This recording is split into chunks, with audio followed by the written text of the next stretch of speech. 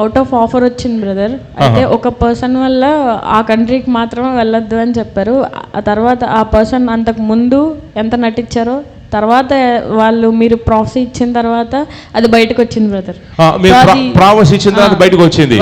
వాళ్ళు కరెక్ట్ కాదు, మిమ్మల్ని టార్చర్ చేయడానికి మిమ్మల్ని అక్కడికి రప్పించడానికి ప్రయత్నాలు చేస్తున్నారు, మీరు మానేసేయండి అని చెప్పి మీరు ప్రాఫెసీ నాకు రిలీజ్ చేశారు.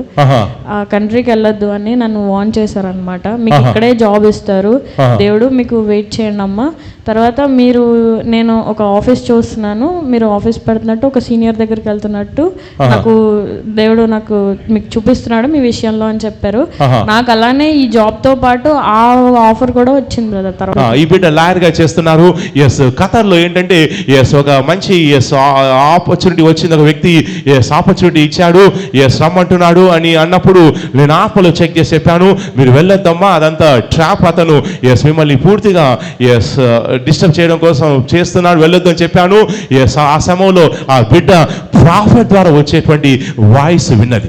ఏ వ్యక్తి అయితే ఖతర్కు రావాలని ప్లాన్ వేసి జాబ్ ఆపర్చునిటీ ఇస్తా అని చెప్పాడు, ఆ తర్వాత అతని స్వరూపం మీద బయటపడింది. అప్పుడు వెంటనే అర్థమైంది జిఎం మోజెస్ గారు ఇచ్చినటువంటి ప్రాఫెసీ కరెక్ట్ అని అర్థమైంది.